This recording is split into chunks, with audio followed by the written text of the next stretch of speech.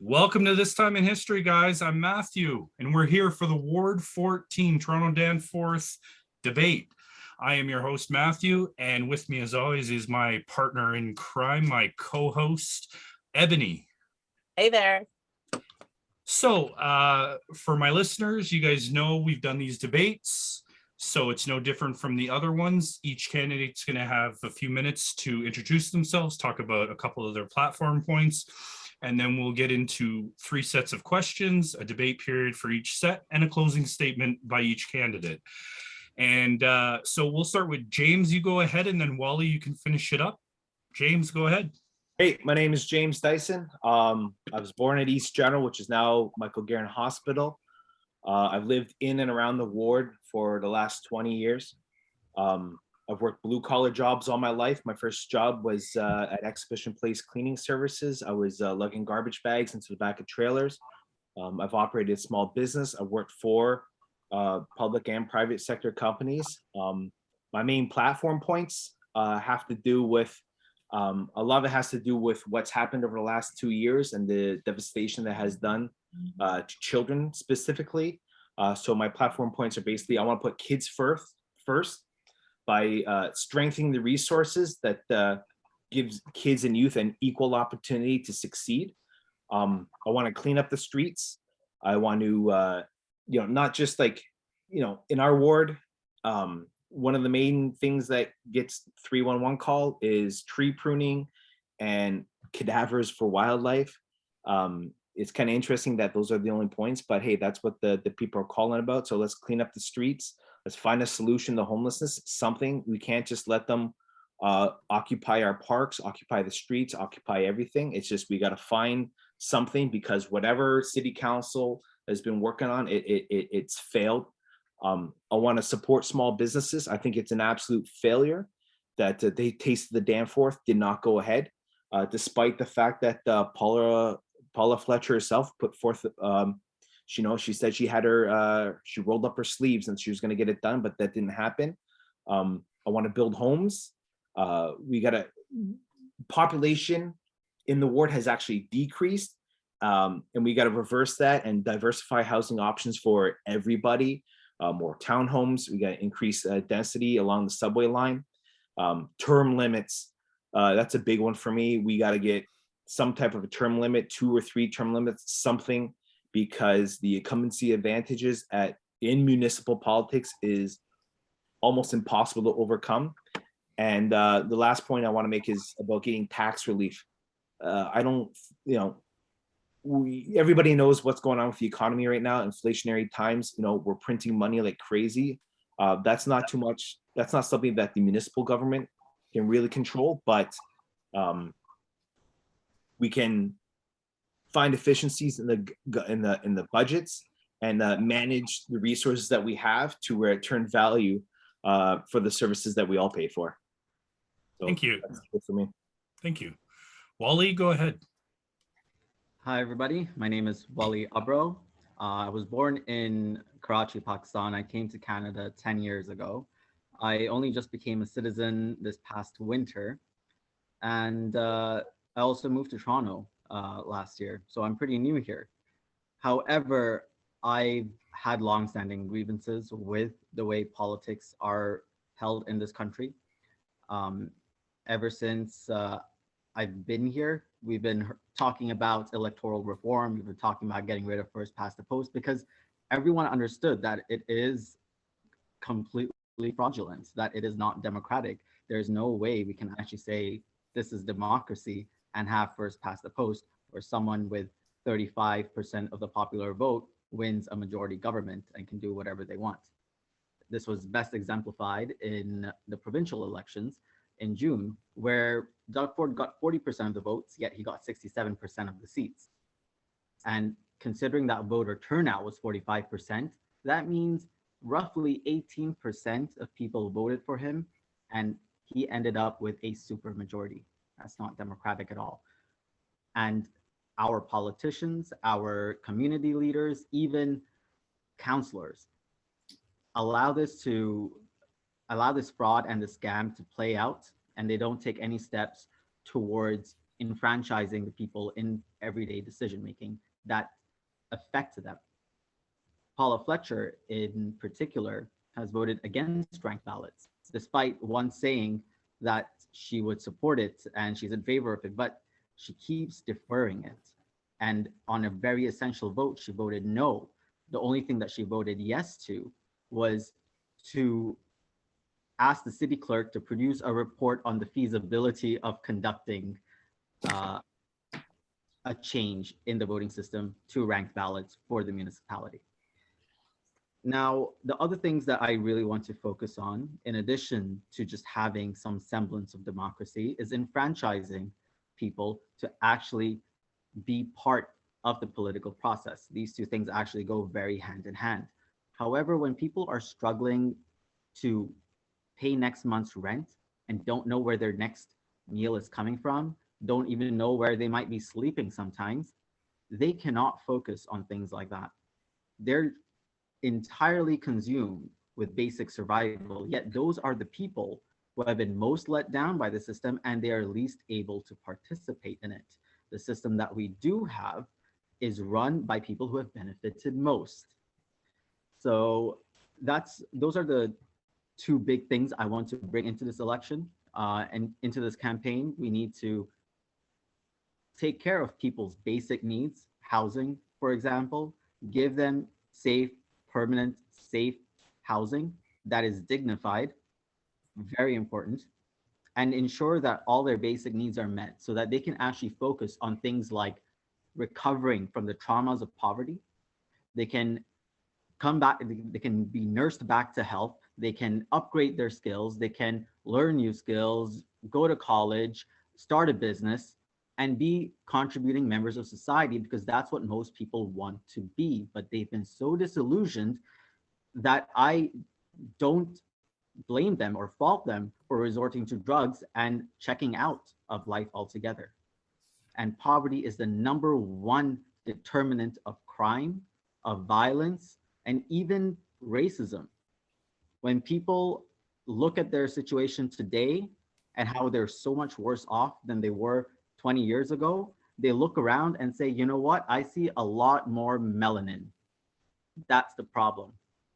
It's these brown, black, Asian, et cetera, people who are coming in, and they're the ones ruining everything, because that's the only thing I can see that's different. So of course, we're going to get extremism. And of course, when you have a system that works for the top 0.1%, that works for the elites, the status quo, you're going to have disenfranchisement and you're going to have violence. So that's what I bring. And I hope we can have a fruitful discussion on those issues. Thank you so much. It's very enlightening, both of you. Okay, so we're going to start with the first set of questions. We're going to start with crime tonight. Ebony, you ask your question and then I'll ask mine. Go ahead. Sure, I'm glad to hear what both of you had to say about crime. And, you know, I agree, poverty is a huge part of it. So I'm not really a fan of the police myself. I would like to hear if you have any other ideas other than, you know, more police presence to bring down crime in communities. So thinking outside the box, anything goes. Let me know what you think we could do. And my question is, Wally, you're going to go first, and James, you're going to finish it up, if that's okay. My question, because they're going to go together, is there's a mayoral candidate right now who, if he wins, wants to reinstall carding as a tool for the Toronto Police to use. How do you respond to this and why? You can answer either her question or my question first. It doesn't matter the order. Go ahead. Okay, so to address poverty, or to address crime, without having more policing as an option, this solution I propose is less policing. Because when you have police constantly criminalizing poverty, because that's what they do, they uphold the laws, and our laws criminalize poverty, criminalize being committing the egregious sin of being homeless and not having a thriving, healthy life. They ticket homeless people $50 to $150 for sleeping on the parks. In some repeat offense cases, I've seen tickets up to $300, which is ridiculous. They take them on joyrides to the other side of town. Sometimes they dump them into other cities, so it's not their problem anymore. And yet, we don't see a reduction in crime. We see an increase in crime. The police, despite their bloated budget of $1.1 billion, have not been able to tackle crime, take up to 100 seconds to respond in 911. The 911 call center takes up to 2 minutes to respond, to pick up, just so you can say what your emergency is. In the most priority one cases, the most pressing cases where there's, let's say, a burglar in your home, they'll take up to 15 to 20 minutes to actually come and arrive. I think we can cut the police budget, and actually we should cut the police budget by at least 50%, at least 50%. That's being generous. And put that money towards poverty alleviation programs. So building affordable housing, yeah, sure, let's do that. But that takes time. I say, let's actually buy properties. If there's a tenant who is unable to make rent, then the city can take over from the landlord, just buy off the property from that landlord at a fair market rate. And instantly you've stopped an incidence of a family going homeless. In addition to that, we need to obviously guarantee basic needs: food, water, clothing, reproductive health, and other health services which are not covered by OHIP, such as dental care. Those are extremely important in ensuring that people don't have to sell their souls to a wage slave job, further taking on trauma to their body, to their health, and further entrapping them into a debt wage cycle. And with eliminating poverty in the sense of providing for everyone's shelter and basic needs, you will have healthier people, you will have less violent people, you will have people who are more willing to engage in society. But everything that we do in terms of helping the poor and being compassionate are half-assed. If you give someone $1,000 a month, that's being generous, $733, that's what OW is, Ontario Works. How do you expect them to reach the activation energy, the critical point at which they start becoming self-sustaining and self-reliant? Instead, what we do is that we give them enough money for half their rent and have nothing else for food or anything else. And then they go into debt. They'll go to crime, obviously, to make ends meet, or they'll take on wage slave jobs, and the stresses and the inflammation that builds up in the body from that is going to result in people acting out violently, bigotedly, and even just engaging in petty crime or large-scale crime. So the police should probably focus on white-collar crime more than criminalizing poverty. And we should take that budget, put it to better use, because they keep asking for more money and they have not been able to deliver on their promises. And the carding? Oh, sorry. Carding, yeah, bad. What's the point? I don't understand. I've never understood the reasoning behind it. What are you going to do once you know someone's name and their identity? It's a poor excuse to stop and terrorize people, to intimidate them, to provoke them. And when they're provoked, that gives the authorities the right to attack a minority, as some songs go. So, thank you so much. James, go ahead. I agree with a lot what Wally had to say there. I don't know if cutting the police budget by 50% is going to see the immediate change. I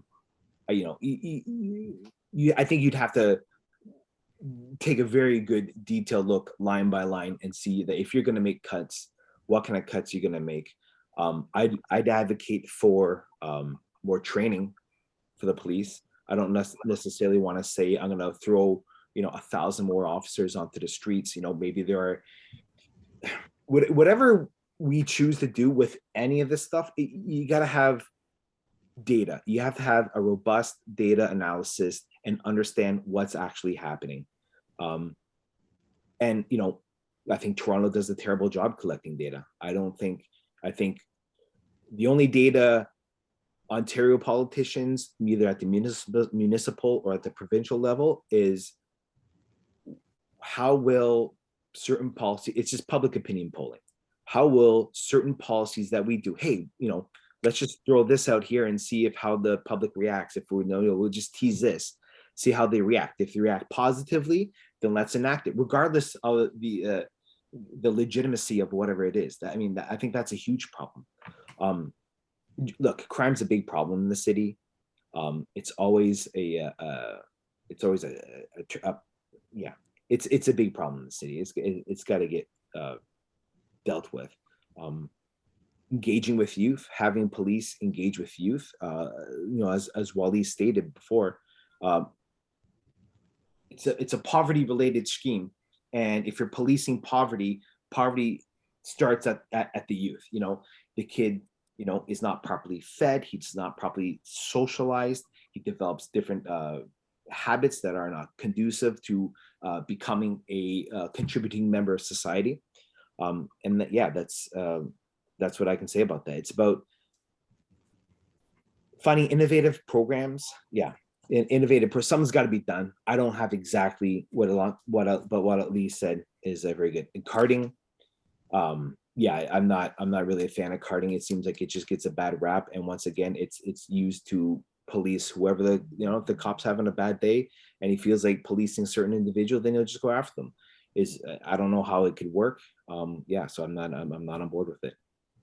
Okay, thank you. It seems like both of you agree on this topic, but this is the opportunity to debate. And since we're talking about crime, if there's anything else on crime that you want to talk about, now is your chance. So go ahead, either one of you can start. I'll say that increasing crime rates and everything that leads up to crime is a result of policy failure and system failure. Everything that we've been doing has led up to this. And by we, I mean us represented in government. Everything that we've done has resulted in the mess that we're in, has resulted in the hate, the bigotry, the racism, the violence, the mental health distress. Or worse, it's actually a policy success and things worked exactly as intended. No matter which way you look at it, it's horrifying. So if it's the former, we cannot keep doing more of the same, expecting a different result. That's the textbook definition of insanity. Or so I've heard. And if it's the latter, what we need is a complete system change. The way I see it is that capitalism is fundamentally rotten to the core.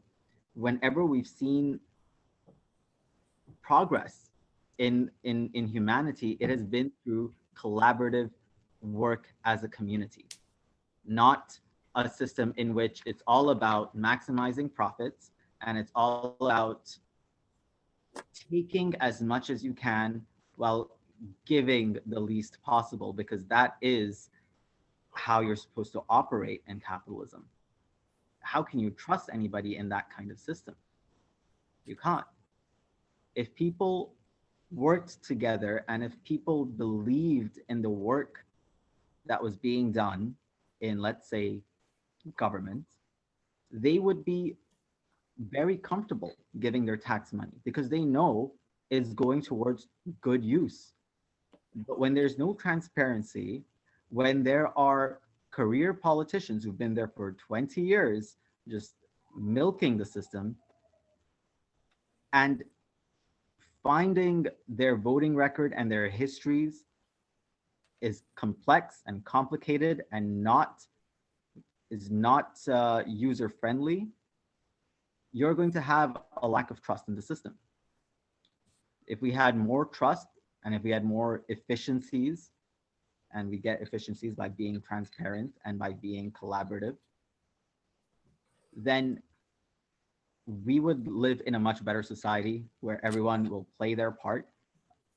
They'll be happy to pay taxes. We wouldn't need things like charities. We wouldn't need things, except international charities. We wouldn't need things like food banks, and we wouldn't need things like homeless shelters, because all of those things are either policy failure or intended policy effect, which tries to get as much from the people as possible using the fear of poverty as the stick. You said a lot of good stuff there. Your point on capitalism, I don't really agree with. We're here debating about the problems that we have with City Hall. But this technology that we're dealing with, the places that we're in, climate control, everything is a result of capitalism. Are there better systems? Maybe, I don't know. But that's my opinion on that. We're here having this debate, and part of the reason why we're able to have the debate is because of capitalism. It's why I'm wearing a Ralph Lauren shirt. We're talking on multi-$1,000 computers and stuff like that. Career politicians have to go. It's part of the reason why we have the failure. Debating is part of democracy, and it's absolutely disgusting that Paula is not here right now, because just as Wally mentioned about the ability to interact with the government, like if you go on the City Hall website, if you wanted to find anything to do with a voting record or voting history or what they do in committee or any of that stuff, it's a bureaucratic nightmare. You can't find any legitimate front up information that says plain point form notes. This is this is that, this is this. It's always, you've got to go down the rabbit hole, and it's bullshit. So yeah, it's yeah. Great point. I do like what you said earlier, James, about not having great data. And I've been looking at some crime statistics, but more importantly, like child and gangs and such, and how different countries have handled it. We did have TAVIS, and we all know that was disbanded. There won't, be exactly forthcoming with the data, but it didn't show that it helped at all. It seems that when other countries, mostly El Salvador and Peru, they had a large street violence problem, the kind where drugs would take over the militia of the towns. They were larger and stronger than the police force. The police force was corrupt, and children and young parents would be manipulated into running the drugs for them. You couldn't get rid of these gangs. They decided to crack down, right? They have the iron hand of the law, and it seems like, and this is proliferant in most countries, but when you try and criminalize children or youth at a younger age, they live up to what you expect them to be. Once you expose them to juvenile systems or jail, it doesn't help keep them away from it. In fact, they go right back to it, or they end up put into gangs while they're in these juvenile institutions or jail itself. So we do have some data that the way that we have been handling things up until now have not worked out well. And I agree that in light of the bad data, they have yet to show us a new way of doing things. Why should they ask for more money if they don't have new and fresh ideas? I would like to hear what you guys think about, getting to the root of, if it's the youth in the system who are causing such a splash, why don't we take care of them? Okay, like, what are kids doing after school? Like, are they bored? What do you think about implementing of after school programs, or even cash infusions to the poor families? What do you think that we could be doing with some of this budget money to reduce crime? And do you think that having more food banks, or do you think that having workshops or places to help people get education, post-secondary work skills, do you think that would be helpful? After school programs, something's got to engage the youth, because if they're just get to go home and do nothing, then that's when the problems persist. A small personal story: the school that my children go to, We got new basketball nets, but the community, some NIMBYs in the community decided that they didn't want basketball nets or kids playing basketball late at night on the school grounds. So they decided to install basketball nets that you can, the custodian at the end of the day would go and with a stick and he could remove the rims of the basketball nets. Now, I mean, let's be honest here. These people that are objecting to furniture or basketball nets in a school playground, where are they getting the ideas? Let's be honest. They are coming from an old world mentality where they think that basketball is only played by black thugs, which is completely disgusting in and out of itself, and then just associate that with crime. So if all they think is that if we have basketball nets near my house, I'm gonna have crime near my house. It's absolutely disgusting. The hilarious side point to the whole of this is that the temporary nets with the rims that come out, well, they got sick and tired of taking them out, so they left them in place, and they make even more noise than a proper permanent rim. So that's just a personal, it's absolutely disgusting. After school programs, my kids go to a school, the adjoining school has a swimming pool. I don't even know when it's open. These swimming pool, my opinion is that in elementary school, everybody should learn how to swim. I think it's a life skill. That's something that everybody needs to learn how to swim. Thank you. Wally, if you have something to say real quick before we move on to the next set. Sure. Well, I'm in obvious agreement with everything Ebony said. Also, the point about data, I just want to say, I think is a bit of a red herring. It's a preamble to inaction by saying, oh, we don't have the data to do this, we don't have this, we don't have that. Well, we do have the data that what we've been doing isn't good enough, so let's do something else, or maybe the complete opposite of what we've been doing to get us into this mess. Now, with the point of engaging youth so that they don't fall into crime, I'm a bit more big picture. I believe that kids who go into crime is not the big factor. I think most people who do go into crime are people who are just trying to survive, and they find that camaraderie in other people who are also trying to survive, and that's how gangs are formed. It's because of the cruel reality of the world that we live in, which we can completely decide to forego. We can completely decide to forego deciding that money is some divine unit that has intrinsic value. It doesn't. It's printed out of thin air. It's fiat. We can agree that we can agree that nobody should be privileged by the circumstances of their birth or disprivileged by it.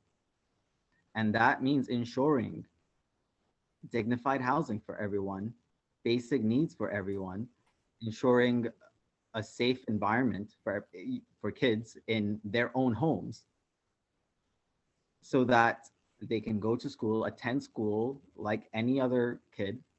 They're not worried about skipping school because they're worried they'll be bullied for being poor, for not wearing the nicest clothes, or they want to avoid being at home because their parents are alcoholics or drug addicts or violent or stressed out. And schools themselves need to be funded much more. We have a value system disorder when we live in a society that CEOs of tobacco companies, of fossil fuel companies are making record profits, are making billions upon billions of dollars. And yet the people who are the most important in our communities, teachers, top out at about $60,000, $70,000 a year as the median. That's not good. It should be, I feel, almost the other way around. Maybe not billions of dollars for teachers, but at least at least a handsome salary of 200,000. That's what we need to keep excellent people in the field. And we need to have windfall taxes on profits that the people who are destroying the earth are just raking in, and that we're going to have to pay for later. We have to come together and have a team human approach. So it is about ensuring everyone is taken care of, everyone has their basic needs met, and then you wouldn't have you have to destroy the business case for organized crime, for drug peddling, for even drug use itself. Destroy the business model by not by making it so oppressive and hard that if you get caught, you are going to get a 10-year prison sentence and a $100,000 fine, and therefore you are again just another slave to the system, but by making the alternative so much easier and smoother. Thank you. Great. So we're going to move on now to the housing crisis. Ebony, go ahead. Yeah, I was going to say, I do agree with holding white collar criminals responsible. That's a big part of it. We concentrate crime on the poor people, and meanwhile, bigwigs, they pay fines and they continue on doing dirty. Good point there. Housing crisis. Yeah, what are we going to do? There are so many unhomed. There's a lot of developments being made for condos and such, but I don't see any for affordable housing. Where do you think the city should be drawing this from? Where should we be building affordable housing? Do we have enough space? Talk about where we can get it. And my question would be, would you guys support rent freeze and or legalization of rooming houses? Let's see, James, go first, and then Wally, you can finish it up. I don't think anybody has a solution to the affordable housing crisis right now, other than just to build more housing. Going back to the whole NIMBY thing, nobody wants condo towers built in their neighborhoods. The city is growing at a crazy rate. You're not going to be put them in single family detached homes, and that's a ridiculous idea. That's just going to blow up urban sprawl and cause more transit problems. So yeah, I look back on the last city council session. They were many of the councils were applauding that they were able to authorize 25,000 units of housing. They started to claim that it was just, it's great for the housing infrastructure, and it's going to really help stabilize home prices. The home prices right now are way too high. What's the point in stabilizing right now when the average home price in Toronto is over $1 million? So that's one point. But the thing that disgusted me about city council parading their, on the last meeting, parading their whole idea is that if you actually read the report, the number of affordable housing units of that 25,000 was 624. What's the point of even parading around that you've created 624 units of affordable housing when the backlog is in the neighborhood of 80,000? That's a drop in the bucket. And the fact that city council is parading around like it's the greatest thing they've ever done, it's just, I'm going to go back and I'm going to say it again. It's disgusting. It's disingenuous. And it's no good. Sorry, Matt, what was your question again? What's your position on rent freezes and or legalization of rooming houses? I'm pretty libertarian when it comes down to what people want to do with their property, primarily as long as it's not affecting what's going on in the neighborhood. If people want rooming houses, it's how do you define rooming house? Is it 30 people crammed into a 1-bedroom apartment and they're all paying $300? And is that a rooming house? Or is a rooming house, I've got a 3-bedroom home, I live in the basement, and I've got 3 tenants upstairs, they all got a bedroom. So it all depends on what your definition of I don't know if there's an actual official definition of rooming house, but there's a line between allowing 30 people who are probably don't even know who the landlord is, or and there's probably not sufficient fire suppression system, and there's probably not adequate plumbing, and there's probably not adequate anything. They're just crammed in there because that's all they can afford. And renting out my basement, or building a proper, safe, small unit in my backyard. Or, we talk about laneway houses. Like, we're so far behind on allowing more. My neighbors have more control of what I can do to my property and any of the modifications that I want to make to my property than I do. And the planning process is a monstrosity. It goes back to the bureaucratic nightmare that is city governance. To if I wanted to put somebody into my bedroom upstairs, there's a laundry list of things I've got to go through before I can actually get somebody in properly, legally, to get them a house, and it's not acceptable. Thank you. Wally, go ahead. No, I take your point on that. It's very true. When you own a house, it's supposed to be like, oh, your property, you can do whatever you want on it, but you got to get all these permits and navigate this bureaucratic nightmare. It was very frustrating for my mother. I know she wanted to rent out her basement as a basement apartment, and the city came down hard and made her life hell. Had to destroy everything and rebuild everything, and at every step they had to do inspections and she had to pay for it. It was a nightmare. But I think using the excuse that, oh, things like this aren't safe from a fire safety perspective, is again another sort of a cop out, because this is something that people need to survive in this system. And we're saying, oh, just for your own good, it's better that you sleep on the streets as opposed to actually having this affordable housing option. It was the same excuse that was used in the encampments in public parks. They said, oh, you know what? It's a fire hazard. And then they evicted them brutally. Like it just makes zero sense. You're using this compassionate argument by being utterly cruel. So I'm not a huge fan of it. I think the city should facilitate safety, but again, the problem is the circumstances that have led to people finding the need to convert their homes into rooming houses or to build additional rooms in their homes to be able to survive and pay rent and pay property taxes. And B, people can't afford a space of their own, so they go to these things.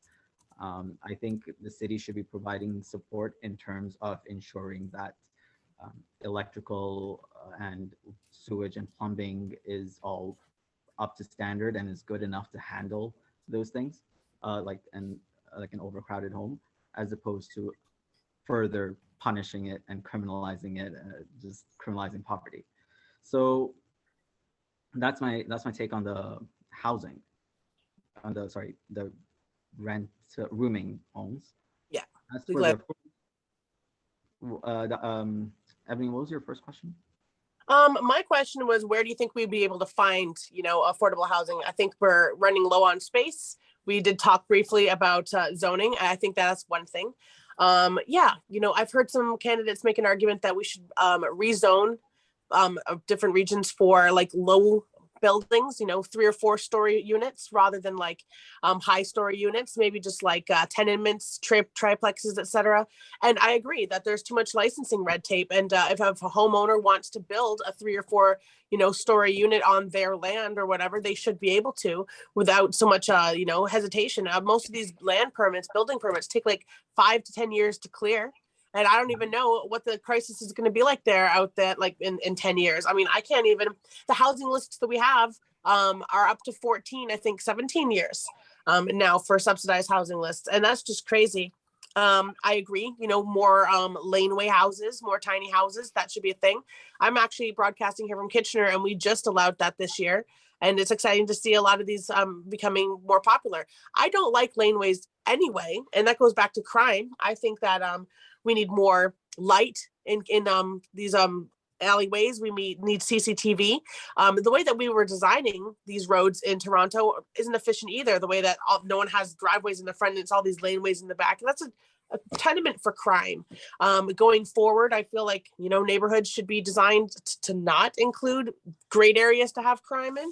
But I digress. Yeah. My co-host is back. I was just stalling for some time. We're going to move on to the next question. But I did want to, I wanted Yeah, to make go ahead. comments based on your question because I didn't answer yours at all. Oh, yeah. Yeah, so on that point about finding space to build, sure, yes, medium density buildings, all for it, that's great. The problem, though, is that there are people who are homeless and at risk of becoming homeless right now, and these things take years to build.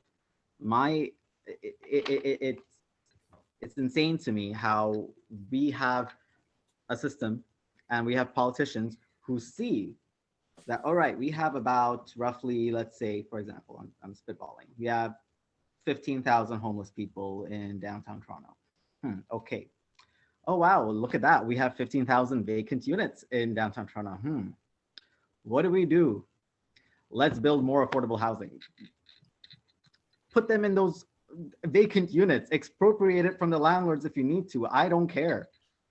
I just want to say real quick, we were doing another debate and one of the candidates said that Toronto-wide, there are 26,000 empty, vacant, or abandoned units in the city of Toronto. I don't know, because he didn't clarify whether they're rentals or otherwise, but that's the number that's been thrown out. You watch the documentary called you have to be poor to be poor, or being poor makes you poorer. They'll talk about all these empty condos that are just lining downtown. What's that one? The David Tower, kind of like a curve or whatnot. Just go and look at it. You look up and you'll see all these like layers of white sheets, all these unit windows identical. No, they did not just all go to the same Bed Bath and Beyond and pick out the same curtains. Those are unoccupied units. And you have foreign investors, oil rich people, Saudi Arabians come and they just buy 10, 12 units at a time. They're like, oh, it's a good place to buy in Toronto. I'll just buy a bunch of units. Maybe they have relatives move in, but usually they either Airbnb them or they just sit there empty, accumulating value. Or depreciating, whichever way you want to look at an investment. But yeah, we could be putting people in there for sure. They're not going to be happy about that. I do like that idea. Before we leave the topic entirely, I would like to present the idea of pods. In Japan, they have a lot of overnight micro hotels, for capsule hotels. Yeah, just having like a tiny little pod. They look like little tubes. It's enough room for you to lay down, a little space for your belongings. You get like a bathrobe, you get slippers, you wash your clothes while you're sleeping. You wake up, you get a little steam, a little shower, you get a little grooming kit. Everything goes in the garbage and you get the hell out. It's not a hangout. It's not a shelter, but like it's for people who are passing through maybe motel, staying in, you're passing through city overnight. You don't want to stay at your friend's house. You're late home from the bar. It's helpful for a lot of people.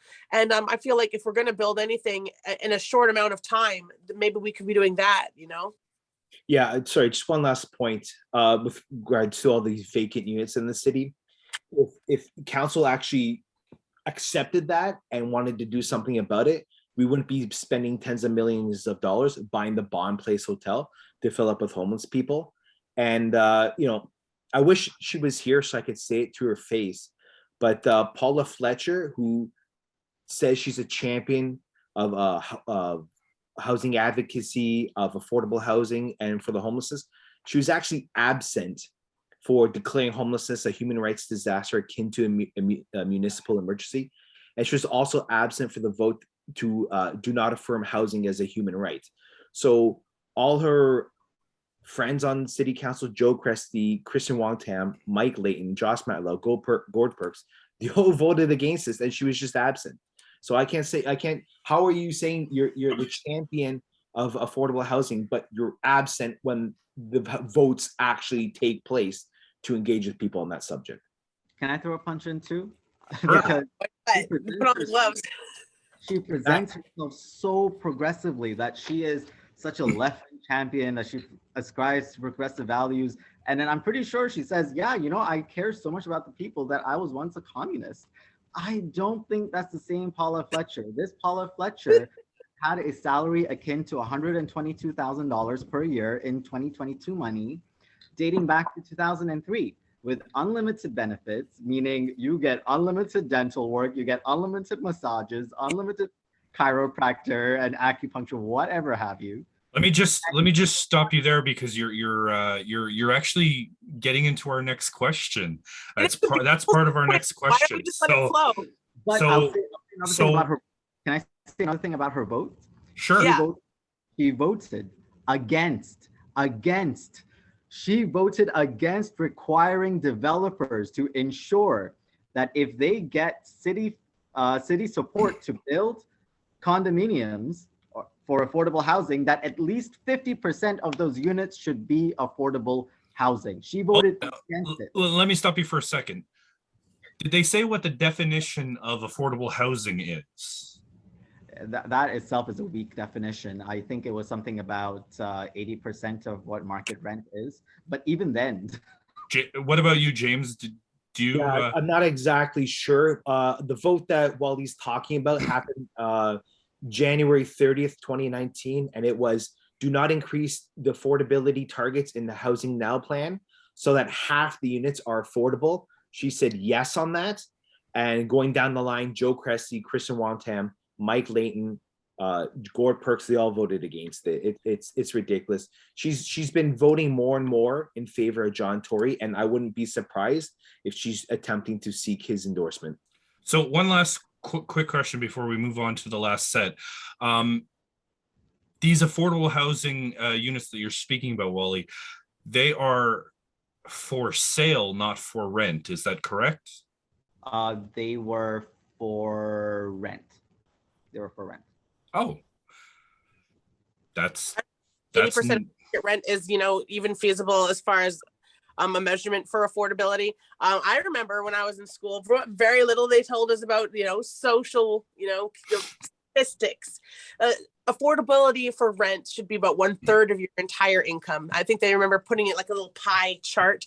30% of your income should go to rent and housing, and then you should be able to split up everything else into like 1/3 or whatever, and you should be able to pocket 1/3. I remember being told I should be saving 1/3 of my paycheck, and that is a giant joke, right? Yeah, you got to laugh about that now. People be like shaking their couch and their cats down for grocery change. So, I mean, people who are on disability or social assistance putting 100% of their check, their income to rent, having to room with 3 other people that put 100% of their money, and then having to figure out between food banks, perhaps crime, or just begging where they're going to get the rest of it is not affordable. So I think we should petition for a global definition of affordability, and I think it should be something like no more than 40% of somebody's income realistically.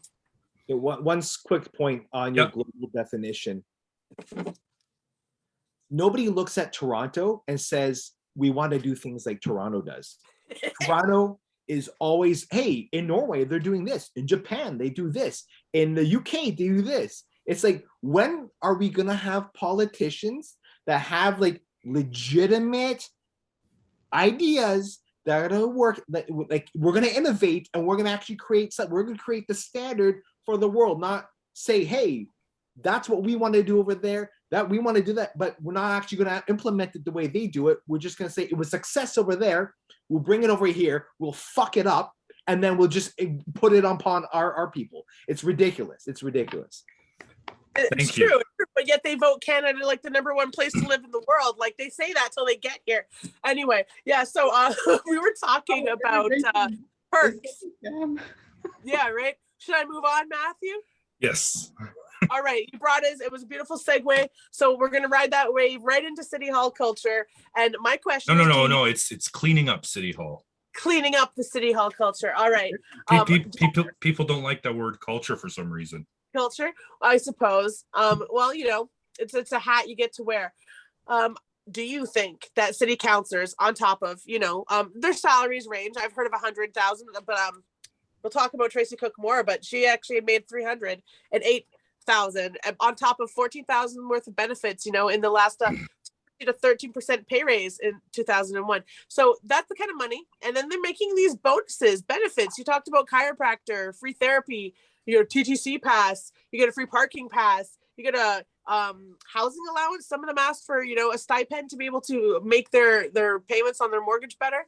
What do you think of that? Is that too much? Or we're talking about, being greedy, I guess, the gravy train. And then I actually have two questions.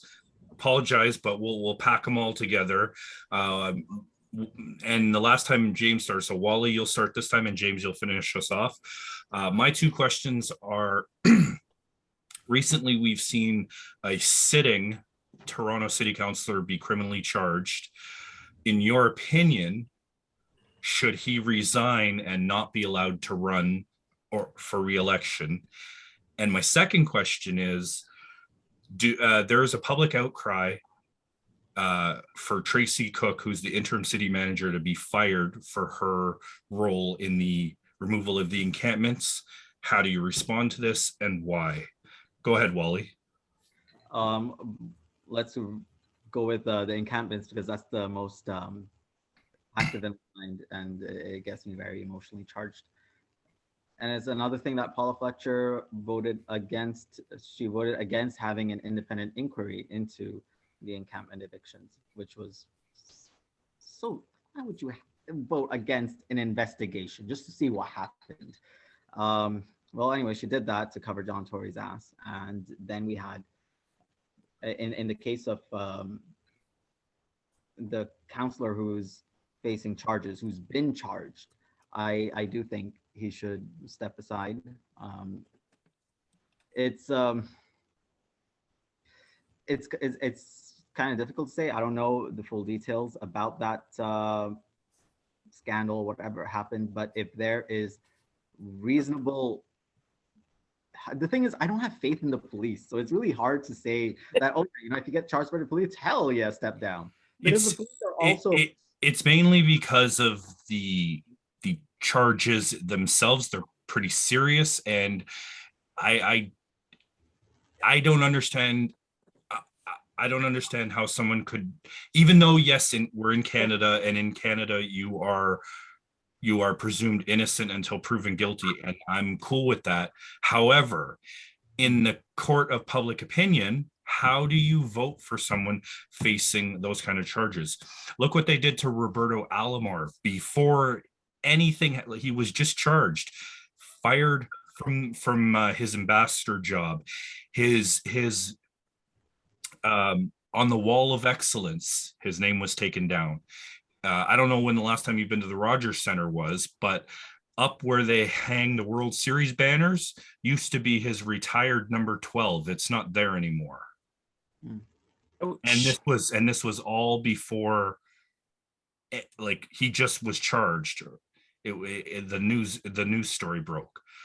And because he's a public figure, he got it really bad. Well, this counselor is a public figure because he's a city councillor. And so that was the basis of my question. I'm sorry to interrupt you. Go, finish your thought, Wally. No problem at all. I get it. It's a very difficult thing to have a strong opinion on, in my opinion. I can't really have a very strong opinion on it. I've seen, I'm generally in favor of, let's say, in terms of sexual assault, I'm inclined usually to side with the woman and to believe everything there. But then we had the case with Patrick Brown where it was just not proven, and it was actually quite hyped up. And because of that, he was basically ousted from the Progressive Conservative Party as leader. He's the one who built it up into the position that it was in to take over from Kathleen Wynne. And because of that story from, I think, CTV or Global, he had to step down, and he couldn't run in the leadership race again. I think that was the good thing to do. Let's have a leadership race again so we can reinstill confidence. But he wasn't even allowed to do that. It was a coup, and because of that, we had Doug Ford, which is so infuriating. Anyway, by the way, the same thing happened again with the with the Federal Conservative Party, with him. Anyway, and then for the earlier thing that Ebony was talking about, so I'm not going to really say much about the city councilor being charged. Because What about, are you saving Tracy Cook for last, or So Tracy Cook was the one who the interim city manager? was fired because of No. There's an outcry to have her fired, or at minimum ask for her resignation. She said she accepted responsibility. It's what? She said she accepted responsibility. That if you're going to get mad at anybody, direct your ire towards her. So, like, do we? Should we? Like, Okay, I guess so, if that's what she's saying. And if it was a poor decision in terms of the encampment evictions, it was the encampment evictions, right? Yes. Yeah. Then, yeah, I mean, okay, honestly, that's something that's very emotionally close to me. So I'd say, yeah, fire her. But I'm generally in favor of listening to the advice that city bureaucrats have. I unfortunately do hold them in a little bit of esteem. They are professional civil servants. I think their responsibility should be to advise fearlessly, even if it's politically not feasible, and even if it's going to put them in a bad position with their elected bosses. But they should faithfully execute. So Okay. I don't really buy that. I don't really buy that any anger or ire should be directed towards her, because ultimately it is the elected representatives' responsibility. That is the way things are supposed to work. It should be elected representatives who are held responsible, and bureaucrats should faithfully execute whatever the elected representatives say. With regards to city hall culture, yeah, there's no way they know what the stresses of normal everyday people are like, because they have huge salaries, again, upwards of $120,000 that is indexed to inflation, and it's guaranteed for at least 4 years, and if you're an incumbent, indefinitely, and unlimited benefits. It's very, very comfortable. You don't know what it's like to walk in other people's shoes, even if you see it and you know, if you know things are bad. It's very different from experiencing it, and that's why we need term limits, and we need to keep things fresh in city council. I believe that a councilor's salary should be linked to what the average salary in their ward is. Maybe that will give them an incentive to ensure that there is prosperity in their wards. There is just too much comfort in city council, and that's not okay with me. Thank you.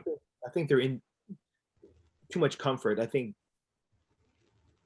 municipal councilors are insulated from what actually goes on.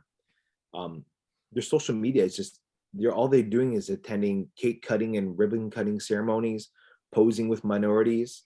What are you doing here? You know, can I see a couple policy suggestions? Can I see, hey, this is what we found out?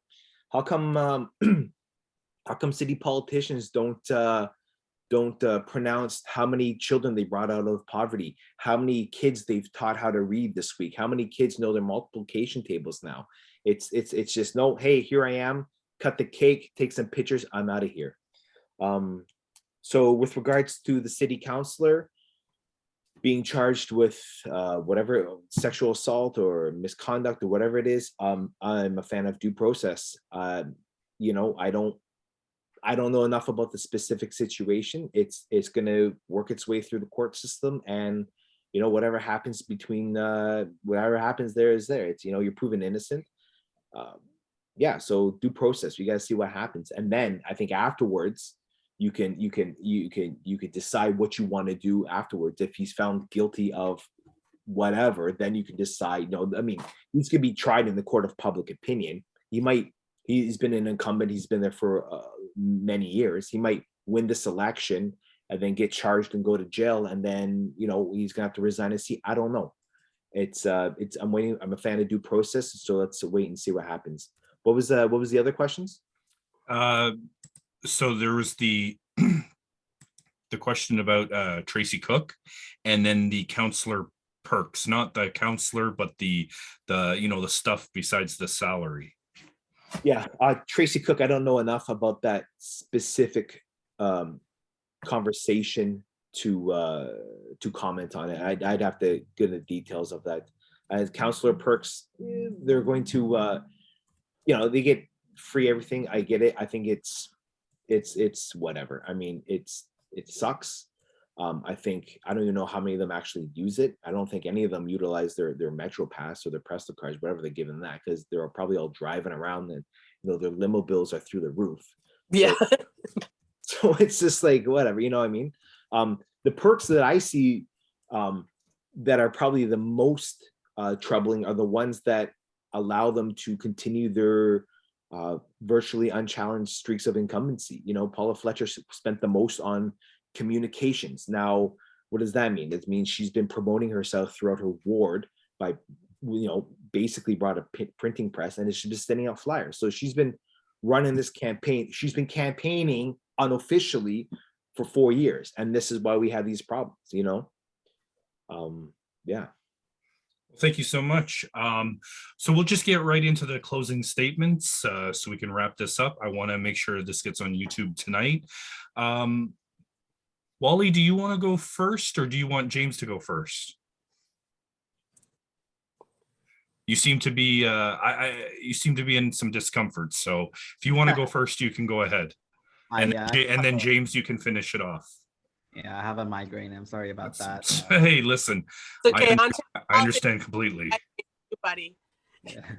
It's oh, and in your closing statement, don't forget to plug your website and then say what you want to say. Go ahead. Awesome. Twitter handle. So for closing statements, I will say this, that we have a system that clearly doesn't work. We need to, this sounds so cliche. I'm sorry, I didn't prepare for this. We need to return government to the people. We need to make government work for the people again. And I mean that very, very sincerely and very, very definitively, because we need a democratic system in which we have ranked ballots. And more importantly, because we have such a backlog of issues being ignored and they're being deadlocked, we need citizens' initiatives. We need a process by which, if you are to get, let's say, 100 signatures on a specific issue, it will go to the ballot, no questions asked, bypass the politicians. And we can get people to directly vote on these things. Whatever the results are, that is binding.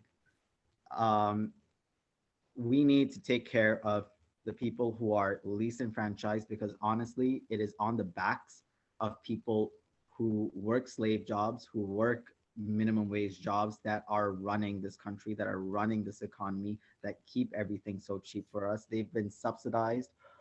They've been subsidizing us for far too long, and it's time we give back.